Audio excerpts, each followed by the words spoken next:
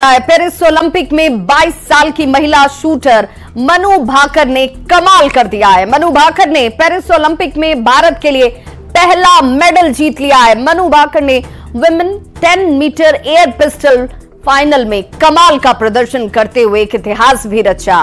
Bronze medal उन्होंने अपने नाम किया।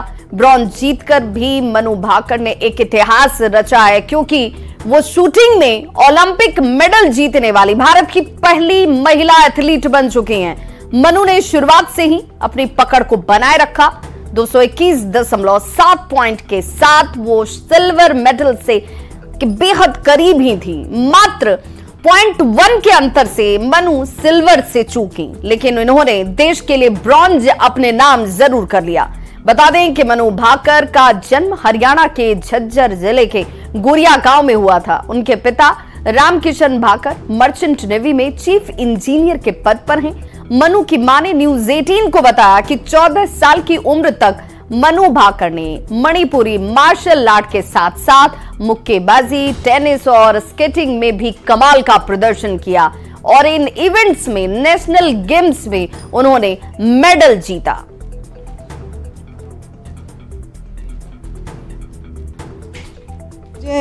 हम हर एक हिंदुस्तानी को बहुत ज़्यादा खुशी है एक मेडल के साथ, और मुझे खास करके एक महिला होने के नाते मैं हमेशा सोचती थी कि 20 साल हो गए मैं लास्ट ओलंपिक फाइनल्स के बाद क्यों कोई आ नहीं सका है। तो मनु ने उसको फाइनल्स में ही नहीं बल्कि मेडल लाया है उसने, तो इससे एक पूरा एक आउटलुक चेंज हो जाता है। And it means it's huge. इसके लिए गर्व की बात है कि पहली बार शूटिंग में हमारे लिए ये जो मेडल आया है, ब्रॉन्ज मेडल आया है। हमें आशा ये थी कि गोल्ड मेडल आएगा, परंतु फिर भी एक अच्छी अचीवमेंट है। चलो बहुत खुशी हुई। She missed little bit. I was expecting for the gold, but it's not a small achievement. बहुत बढ़िया बेटी ने बहुत तारीफ करी है, बेटी ने बहुत बात करी है। तो बेटी को किस तरह स्वागत करोगे आप? हाँ कराएंगे। क्या खिलाओगे? क्या खिलाएंगे? सोना की टूम गाल दूंगी, चैन निकाल दूंगी, और क्या करूँ? कुछ स्पेशल बनाओगे बेटी के लिए? पोती के लिए बनाओगे कुछ स्पेशल? कुछ बनाऊंगी, आओगी जब बनाऊंगा, वो यही आओगी जब बनाऊंगी। हाँ। तो देखिए, मनु भाकर ने एक इतिहास रच दिया। मनु भाकर को अब प्रधानमंत्री नरेंद्र मोदी ने पेरिस ओलंपिक्स में कांस्य पदक जीतने पर बधाई दी है। प्रधानमंत्री ने अपने social site platform x account पर लिखा है कि ऐतिहासिक पदक, जी हां, पेरिस ओलंपिक में भारत को पहला पदक दिलाने के लिए मनु भाकर को बधाई। ये कांस्य पदक और सफलता इसलिए भी खास है क्योंकि मनु निशानेबाजी में पदक जीतने वाली पहली भारतीय महिला बन गई हैं। ये एक अविश्वसनीय उपलब्धि है। नमस्ते सर, मेरा नाम मनु भाकर है। मैं शूटिंग में ही अभी दूसरा ओलंपिक मेरी इंडिया को रिप्रेजेंट करूंगी। 2018 में जो फर्स्ट एडिशन था खेलो इंडिया स्कूल गेम्स का, उसमें मैंने नेशनल रिकॉर्ड के साथ गोल्ड मेडल जीता था, और वहीं से उसके बाद मैं टॉप्स के कोर ग्रुप में आ गई थी। और तब से बस यही था कि इंडिया की जर्सी चाहिए और इंडिया के लिए खेलना है। और खेलो इंडिया एक ऐसा प्लेटफॉर्म था जो बहुत सारे लोगों को उसने एक मार्गदर्शन दिया है, और आई थिंक वहाँ से काफ़ी सारे एथलीट्स ऐसे हैं जो आज मैं अपनी टीम में देखती हूँ, मेरे साथ भी खेलते हैं और मेरे से जूनियर भी हैं जो खेलो इंडिया से आए हैं।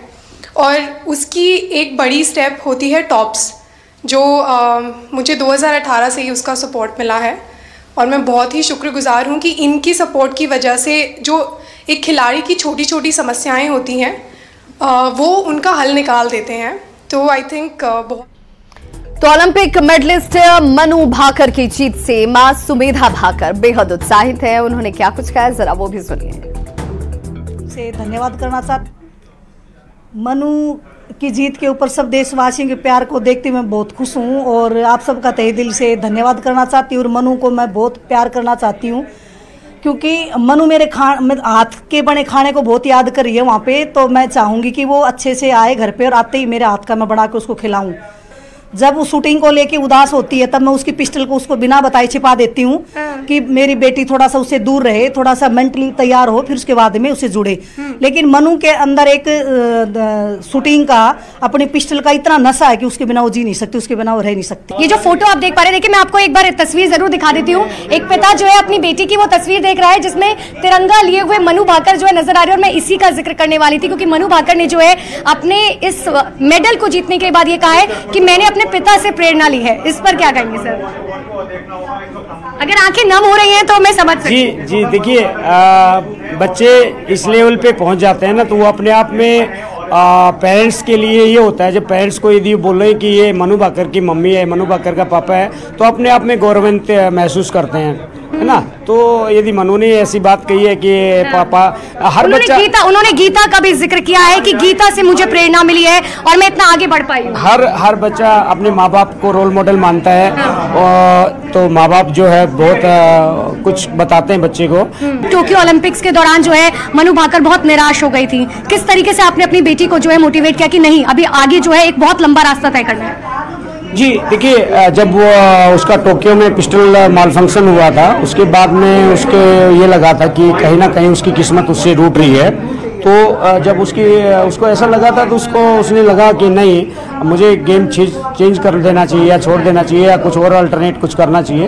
तो वो दौर था जो मनु के लिए काफ़ी मुश्किल था, स्पेशली मनु का। और जब मनु का मुश्किल था तो मनु की मम्मी के लिए और ज़्यादा मुश्किल था। तो उस टाइम पे हमने डिफरेंट चीज़ें अपनाई कि भाई उसको बाहर पिकनिक पे लेके गए, कुछ और क्या, कुछ उससे उसको बात किया, चलो बेटा आपको दूसरा जो करना कर लो, ऐसे कर। तस्वीर भी आपको दिखाऊंगी। देखिए, प्रधानमंत्री नरेंद्र मोदी की तरफ से जो है मनु भाकर को जो लेटर दिया गया था 13 मार्च 2024 का ये लेटर है, जिसमें उन्होंने जो है इस बात का जिक्र किया है कि आने वाले पेरिस ओलंपिक में जो है उनको हम ये शुभकामनाएं देते हैं कि आप जो है किस तरीके से देश का नाम रोशन करेंगी। तमाम अवार्ड्स जो है वो आपको यहाँ पर नजर आएंगे। इतना ही नहीं, ये देखिए ओलंपिक का जो है आपको अवार्ड नजर आएगा कि यहाँ पर मनु भाकर के नाम का। ये टोक्यो ओलंपिक्स में जिसको लेकर उनके चेहरे पर मायूसी जरूर थी, लेकिन बावजूद इसके पूरे देश को उम्मीद थी कि अगला जो भी ओलंपिक होगा उसमें जाहिर सी बात है ये होने वाला है कि हाँ, इस बार तो मनु भाकर हमारे लिए जरूर। और देखिए, मैं आपको जहां तक तस्वीर दिखा पाऊंगी उस वक्त तक जो है वहां पर आपको मनु भाकर के तमाम अवार्ड्स जो है नजर आ जाएंगे। उनके पिता से भी हम कुछ ही देर में बात करेंगे क्योंकि पिता जिस तरीके से चाहते थे कि मनु जो है वो बॉक्सर बने, लेकिन मनु जो है शूटिंग में गई। हालांकि बॉक्सर के लिए उन्होंने जरूर जो है ट्राई किया था, लेकिन कहा जाता है कि उनकी आंख में जो है चोट लग गई, उसके बाद उन्होंने छोड़ दिया। ऐसा कोई खेल नहीं होगा, तीरंदाजी से लेकर तमाम जो है खेल उन्होंने ट्राई किया, लेकिन उनको वो पसंद नहीं आया। और मैं आपको एक और तस्वीर दिखाती हूँ। देखिए, यहाँ पर जो है मनु भाकर के आपको तमाम अवार्ड्स जो है वो नजर आएंगे। बेस्ट स्पोर्ट्स वुमेन का मनु भाकर का ये अवार्ड यहाँ पर आपको नजर आएगा। अर्जुन अवार्ड जो जिससे नवाजा गया था मनु भाकर को, वो यहाँ पर आपको नजर आएगा। तो इस तरीके के तमाम अवार्ड जो है वो यहाँ पर मनु भाकर के घर पर मौजूद है। तो मनु भाकर ने इस तरीके से इतिहास रच दिया और पहला मेडल भारत के नाम उन्होंने किया है। रुक करते हैं अगली खबर की ओर। शिक्षा विभाग के एसीएस डॉक्टर सिद्धार्थ न सिर्फ फोटोग्राफी के शौकीन हैं बल्कि बैडमिंटन के भी काफी अच्छे प्लेयर रह चुके हैं। आज भी बैडमिंटन वो हर रोज उनकी दिनचर्या का हिस्सा है, खेलते हैं फिटनेस के लिए। ऐसा ही एक वीडियो इस वक्त आप टीवी स्क्रीन पर भी देख पा रहे होंगे जिसमें वो बैडमिंटन जंप स्मैश शॉट्स मारते हुए दिख रहे हैं। इस दौरान वे पूरे जोश के साथ लवरेज नजर आते हैं। इस बारे में पूछने पर उन्होंने कहा कि ड्राइव, नेट शॉट्स और जंप स्मैश उनका फेवरेट शॉट है और अब भी ये बैडमिंटन के लिए वक्त अपने व्यस्त कार्यक्रमों के बीच, शेड्यूल के बीच निकाल ही लेते हैं।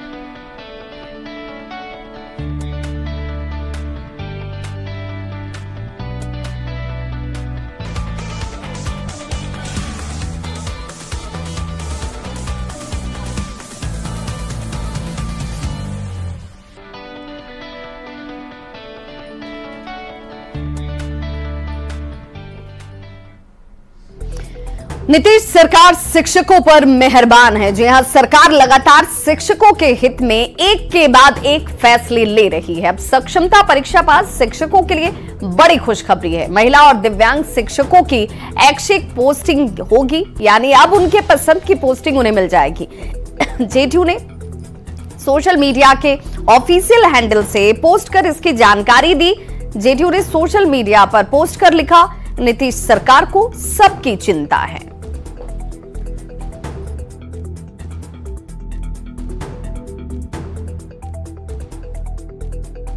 तो ट्रांसफर में महिला और दिव्यांग शिक्षकों का विशेष ख्याल रखा जाएगा। महिला और दिव्यांग शिक्षकों को ऐच्छिक पोस्टिंग दी जाएगी ताकि स्कूल आने जाने में इन्हें परेशानी ना हो। बिहार में आपको बताते चले 1 अगस्त से सक्षमता पास शिक्षकों की काउंसलिंग होने जा रही है और उससे पहले इन्हें एक बड़ा तोहफा कह लीजिए, बिहार सरकार की तरफ से खुशखबरी कह लीजिए, जिसकी सभी प्रशंसा कर रहे हैं। तो महिला और दिव्यांग शिक्षकों की ऐच्छिक पोस्टिंग के फैसले का बिहार बीजेपी अध्यक्ष ने स्वागत किया है। दिलीप जायसवाल ने कहा कि बहुत अच्छी पहल है। इस फैसले से महिलाएं घर परिवार संभालते हुए अपनी जिम्मेवारी का निर्वहन बखूबी कर पाएंगी। सरकार की बहुत ही अच्छी पहल है कि महिलाओं को और दिव्यांग को अगर ऐच्छिक पोस्टिंग दिया जाता है तो ये मानवता का भी और समाज में एक जो महिलाओं को सुरक्षित और घर परिवार देख करके अपना काम, अपने बच्चों को, अपने परिवार को संभालते हुए अगर वो अपना जिम्मेवारी का निर्वहन करते हैं तो ये बिहार सरकार की बहुत अच्छी पहल है और हम इसका स्वागत करते हैं। तो ये सुविधा महिला और दिव्यांग शिक्षकों के लिए है, जिसमें उन्हें ऐच्छिक पोस्टिंग के दिए जाने की बात कही जा रही है और इसी फैसले का डिप्टी सीएम विजय सिन्हा ने भी स्वागत किया। डिप्टी सीएम ने कहा कि बिहार सरकार का स्टैंड मानवता के आधार पर ऐसे लोगों को प्राथमिकता देना है जिससे उनकी मदद हो सके। मंत्री जी का, माननीय मुख्यमंत्री जी का, बिहार सरकार का ये है कि हम मानवता के आधार पर ऐसे लोगों को पोस्टिंग में हम ध्यान रखेंगे और इनको प्राथमिकता देंगे और बिहार सरकार हमेशा कानून के साथ साथ मानवता को ही प्राथमिकता देती है। तो बिहार में सक्षमता पास 1,87,000 शिक्षकों की 1 अगस्त से काउंसलिंग शुरू होने वाली है, लेकिन अभी भी हजारों टीचर ऐसे हैं जिन्हें फर्स्ट चॉइस नहीं मिला है। अब बीजेपी एमएलसी जीवन कुमार ने शिक्षकों की तरफ से शिक्षा मंत्री सुनील कुमार से इसकी मांग की है। उन्होंने कहा है कि वैसे शिक्षक जिन्हें फर्स्ट चॉइस नहीं मिला है उन्हें पहले फर्स्ट चॉइस आवंटित किया जाए, क्योंकि काउंसलिंग के बाद जिला आवंटन में बदलाव संभव नहीं है। बीजेपी एमएलसी जीवन कुमार से बात की पटना संवाददाता रजनीश कुमार ने। जीवन कुमार है, क्या लग रहा है काउंसलिंग शुरू होने वाली है, इस बीच आपने एक बड़ी मांग रखी है, क्या मांग है? देखिए, अभी केवल हाउस के बाद करीब 300 से 400 टीचर्स का हमें फ़ोन आया है और हमने पत्र भी लिखा है माननीय मंत्री जी को और माननीय मंत्री जी ने सदन में आश्वासन भी दिया था। सदन समाप्ति के पहले उन्होंने आश्वासन दिया था कि हम गंभीरतापूर्वक इसको लेंगे और बहुत सारे फैसलों पर ऐसे हमने चर्चा की बात की थी। 48 घंटे में बोला कि हम इस पर एक्शन लेंगे, लेकिन 48 घंटा बीतने के बाद बहुत सारे टीचर्स हमें बोले भाई कि अभी तक उसमें कुछ हुआ नहीं, क्या हो रहा है। तो हम उनसे मांग करते हैं कि 85% से ऊपर आपने सारे टीचर्स को फर्स्ट चॉइसिंग दे दिया है। फर्स्ट चॉइस का कोई पोस्टिंग था, उनका जो जिला था आपने दे दिया है, तो केवल 10 से 12, 13%, 15% के लिए इतना बवाल करने की जरूरत क्या है? हम नहीं समझते कि इसका कोई जरूरत है बवाल करने का। आप नहीं देते, पॉलिसी आपका इस तरह का होता है कि भाई मास लेवल पे आप उनका चॉइस पोस्टिंग नहीं देते। आपने तो दे ही दिया है ना। 85% से 90% के बीच में आप एक आंकड़ा निकाल देखिएगा, क्योंकि हमसे तो बात होती है टीचर्स की। आपने दे दिया है तो आप बाकी 10%, 12% के लिए हमको नहीं लगता है कि बवाल करने की जरूरत है। हम ये कहते हैं कि भाई आपको उनके प्रखंड में नहीं रखना है, आप उनके प्रखंड से बाहर कहीं पोस्टिंग कर दीजिए, लेकिन जिला से बाहर मत कीजिए। बहुत दिक्कत है और दिक्कत को सॉल्व करना, वो समझ रहे हैं कि हमको सॉल्व करना है। तो टग ऑफ वार बहुत सारी चीज़ों में तक खत्म किए हैं, इसलिए मेरा पूरा विश्वास है हमको कि भाई वो करेंगे। बिल्कुल। तो जीवन कुमार ने साफ तौर से कहा है कि वैसे शिक्षक जो हैं परेशान हैं जिन्हें चॉइस का जिला नहीं मिला है। बिहार विद्यालय परीक्षा समिति को जिम्मा मिला था सक्षमता परीक्षा लेने का, परीक्षा भी ली गई, उसके साथ साथ रिजल्ट भी आया है, लेकिन रिजल्ट के साथ साथ जो जिले आवंटित किए गए हैं उसमें तकरीबन 15% कहा जा रहा है कि वैसे शिक्षक हैं जिन्हें आवंटित जिला नहीं, जो अलॉट किया गया है जिला, वो चॉइस का जिला नहीं है। ऐसे में फर्स्ट जिला की मांग की जा रही है और तभी वो शिक्षक जो है काउंसलिंग कराने के लिए तैयार होंगे। इस बीच अब इन्होंने मांग की है, देखना होगा आखिर शिक्षा मंत्री क्या एक्शन लेते हैं। कैमरामैन मनीष जुनेजा के साथ रजनीश कुमार, न्यूज़ 18 पटना। तो बिहार में स्कूलों की टाइमिंग को लेकर बहस शुरू हो चुकी है। शिक्षा मंत्री सुनील कुमार ने सदन में स्कूलों की टाइमिंग को बदलने का भरोसा दिलाया था। शिक्षा मंत्री ने कहा था कि 2 दिन में सरकारी स्कूलों की टाइमिंग सुबह 10 बजे से लेकर शाम के 4 बजे तक कर दी जाएगी, लेकिन अब तक स्कूलों की टाइमिंग में कहीं कोई बदलाव नहीं किया गया। शिक्षक नेता अब इस पर सवाल उठा रहे हैं। मुजफ्फरपुर में परिवर्तनकारी प्रारंभिक शिक्षक संघ के नेता ने कहा कि जब मुख्यमंत्री ने सदन में टाइमिंग 10 से 4 कह दिया था, फिर भी आज तक उनके आदेश का पालन क्यों नहीं हुआ, ये बड़ा सवाल है। सीएम का सदन में दिया गया आदेश कानून की तरह होता है, बावजूद आज तक लेटर इसे लेकर निकाला नहीं गया। शिक्षक नेता ने कहा कि अगर एक हफ्ते में बदलाव नहीं हुआ तो पटना में शिक्षक आंदोलन करने को विवश होंगे। मुख्यमंत्री जी का आदेश, जो कि वो भी विधानसभा में दिया गया आदेश, अपने आप में कानून माना जाता है।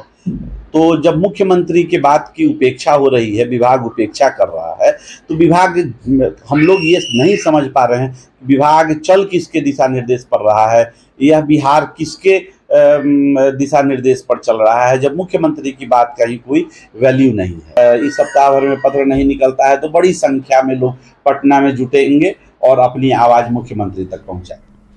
और बड़ी खबर पूर्णिया से आ रही है, जहां पर ज्वेलरी शोरूम में लूट के मामले से जुड़ी हुई खबर। अब तक 5 संदिग्ध हिरासत में लिए गए हैं। जल्द ही लूटकांड के खुलासे का दावा किया जा रहा है। बताया जा रहा है कि इस लूटकांड में, जिसकी सीसीटीवी फुटेज इस वक्त आपके टीवी स्क्रीन पर भी दिख रही होगी, 6 से 7 की संख्या में लुटेरों ने इस लूट की घटना को अंजाम दिया था। करोड़ों की ये लूट, पश्चिम बंगाल में भी इसे लेकर छापेमारी जारी है। पुलिस की कई टीम अलग अलग जगहों पर छापेमारी में जुटी हुई है। 3 करोड़ से ज्यादा की लूट की घटना ने एक बार फिर से प्रशासन और पुलिस दोनों की चिंताएं बढ़ा दी।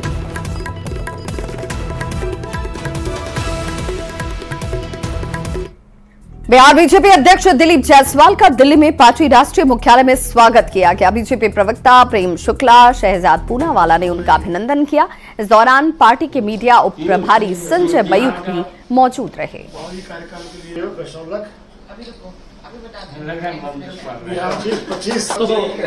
अभी तो निकला नहीं ज्वाइनिंग वाले उससे, फोबिया से। उनकी भाई का फोटो बहुत हो गई इसकी। केंद्रीय मंत्री चिराग पासवान ने पटना में जेडीयू के वरिष्ठ नेता और पूर्व राज्यसभा सांसद वशिष्ठ नारायण सिंह से मुलाकात की। चिराग पासवान ने इसे शिष्टाचार मुलाकात बताया और उनसे मिलकर उनका हाल चाल जाना।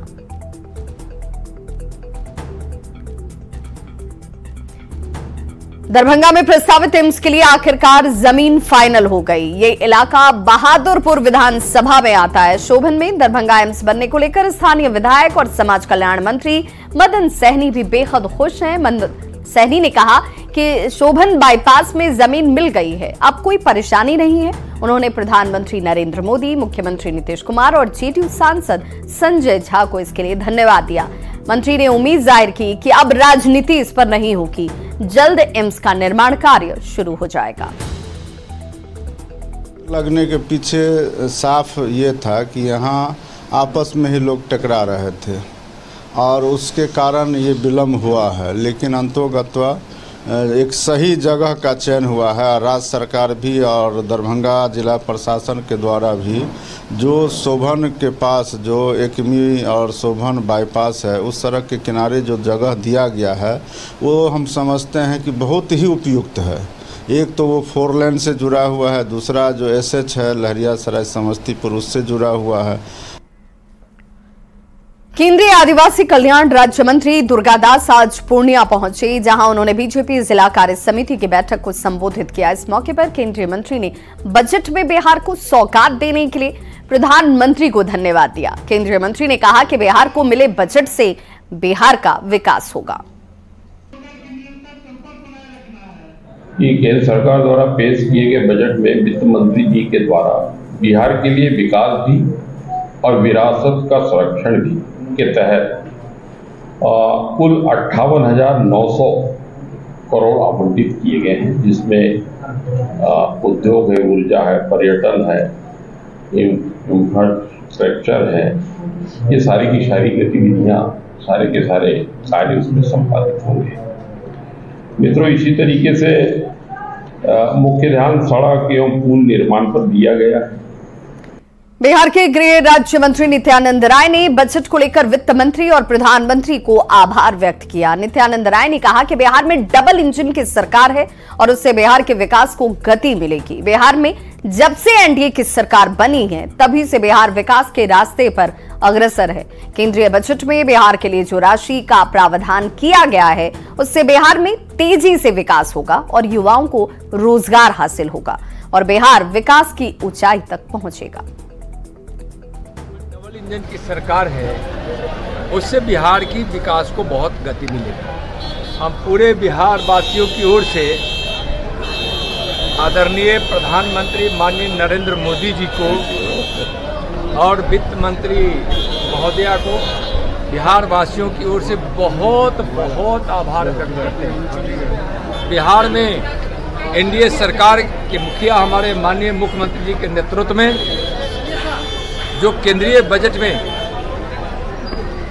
बिहार के लिए जो राशि का प्रावधान किया गया है, बिहार में तेजी से बिहार का विकास होगा, युवाओं को रोजगार मिलेगा और बिहार विकास की ऊंचाई तक जाएगा। वहीं खबर सीतामढ़ी से, जहां पर सीतामढ़ी सांसद देवेश चंद्र ठाकुर ने केंद्रीय गृह मंत्री से मुलाकात की। देवेश चंद्र ठाकुर ने इस दौरान सीतामढ़ी में रीगा चीनी मिल चालू कराने और मां सीता के भव्य मंदिर के निर्माण को लेकर बात कही। देवेश चंद्र ठाकुर ने कहा कि गृह मंत्री अमित शाह की ओर से उन्हें इसे लेकर सकारात्मक जवाब मिला है। जो मिला उनसे तो उन्होंने कहा कि, और ट्रेनों के बारे में उन्होंने बात की, तो उन्होंने कहा जो भी वहाँ की आपकी समस्याएं हैं और जो हम लोगों ने वहाँ वादा किया था उसको आप कागज में मतलब चिट्ठी के रूप में, रिप्रेजेंटेशन के रूप में, प्रतिवेदन के रूप में मुझे समर्पित करें। निश्चित रूप से उस पर आगे कार्रवाई किया जाएगा। मंत्री प्रेम कुमार ने नीति आयोग की बैठक को छोड़कर बाहर निकलने पर बंगाल की मुख्यमंत्री ममता बनर्जी पर जमकर निशाना साधा। प्रेम कुमार ने कहा कि ममता बनर्जी का व्यवहार बंगाल के लिए सही नहीं है, राज्य के विकास के लिए यह बैठक होती है और ममता बनर्जी ने बंगाल का अहित किया है। रहने के लिए और स्वराज का वहित कर रही है करके उनको एक अच्छा मौका था, एक अच्छा प्लेटफॉर्म है जहाँ के बंगाल के बारे में, वहाँ के डेवलपमेंट के बारे में और जो माननीय प्रधानमंत्री चाहते हैं विकसित भारत आने वाले समय में, उसका एक रूपरेखा तैयार किया जा रहा है। उनको पर राज्य की बातों को रखनी चाहिए थी। सरकार का ध्यान किस कराते हैं, लोकतंत्र की प्रक्रिया जा करके है, उस प्रक्रिया से हट करके अखबार में बने रहने के लिए जो उन्होंने कदम उठाया है ये उचित है नहीं जा करके, उससे पश्चिम बंगाल का वहित कर रही जा करके।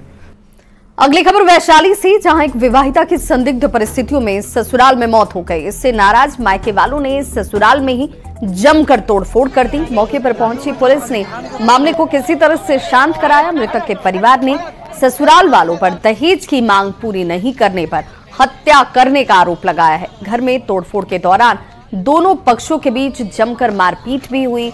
मृतक के पिता के बयान पर पुलिस ने फिलहाल मामला दर्ज कर लिया है, जांच शुरू कर दी गई है। फिलहाल आरोपी ससुराल वाले घर छोड़कर फरार हैं। तो इस बुलेटिन में बस इतना ही, लेकिन न्यूज़ 18 बिहार झारखंड पर खबरों का सिलसिला लगातार जारी है।